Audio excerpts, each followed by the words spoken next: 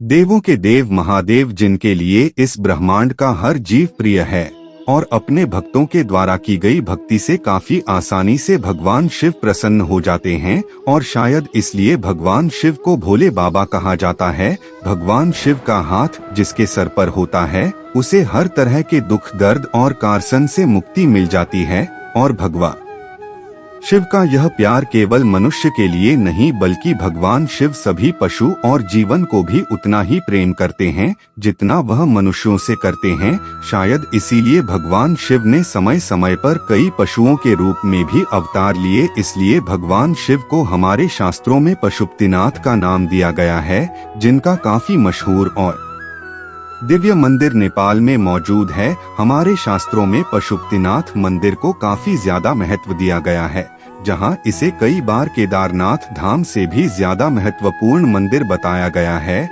वेदों में तो इस मंदिर को कलयुग के अंत से भी जोड़कर देखा गया है। इसके अलावा इस मंदिर के शिवलिंग यहाँ पर होने वाले तंत्र पूजा, विरूपाक्ष मूर्ति का धरती चीरकर ऊपर आना और बलि देने की प्रथा, ऐसी कई चीजें हैं जो आज भी काफी रहस्यमय लगती है।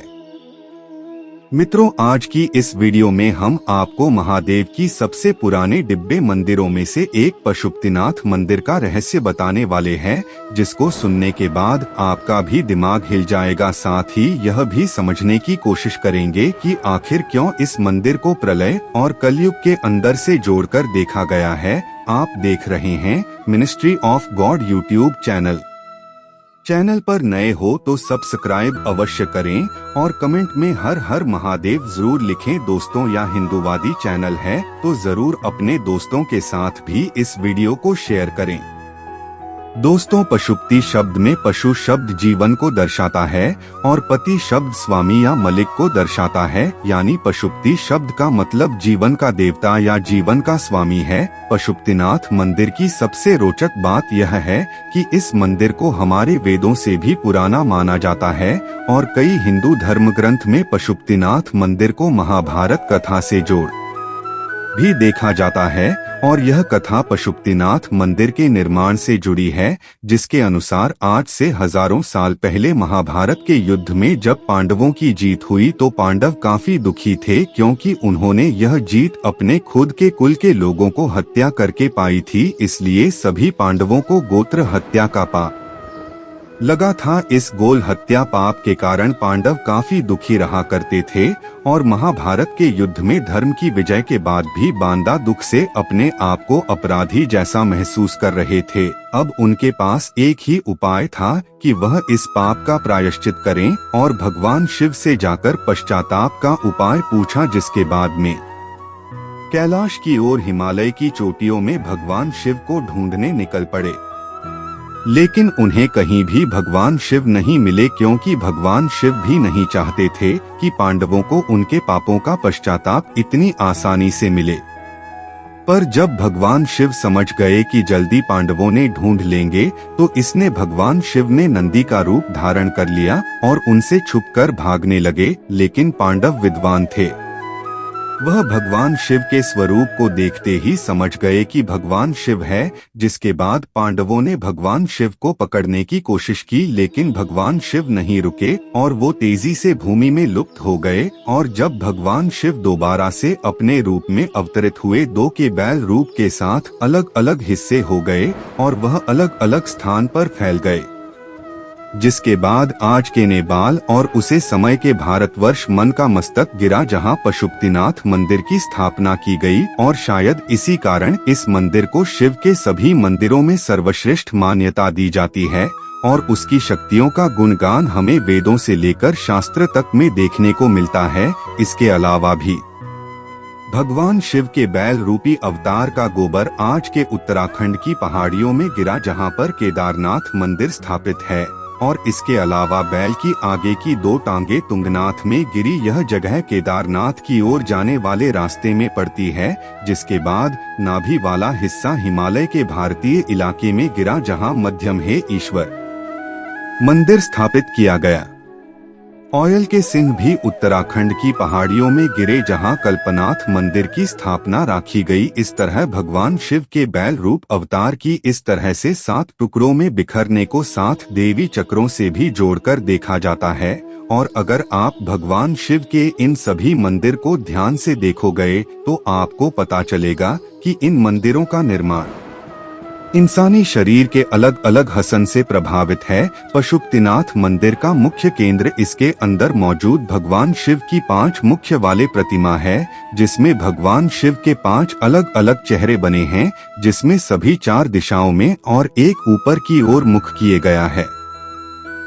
इसमें प्रत्येक मुख के दाएं हाथ में रुद्राक्ष की माला और बाएं हाथ में घमंड दल मौजूद है। पशुपतिनाथ मंदिर के शिवलिंग को पारस पत्थर के समान माना जाता है और वेदों के अनुसार पशुपतिनाथ मंदिर में भगवान शिव के सभी 5 मुख अलग अलग दिशा और गुनाह का परिचय देते हैं।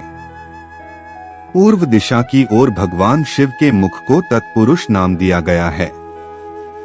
इसके अलावा दक्षिण दिशा वाले मुख को सदाज्योत और उत्तर दिशा वाले मुख को अर्धनारीश्वर कहा गया है और दक्षिण दिशा वाले मुख को अघोर कहा जाता है। इसके अलावा मूर्ति के बचे हुए आखिरी मुगल जो ऊपर की ओर देख रहा है, इसे ईशान मुख का नाम दिया गया है।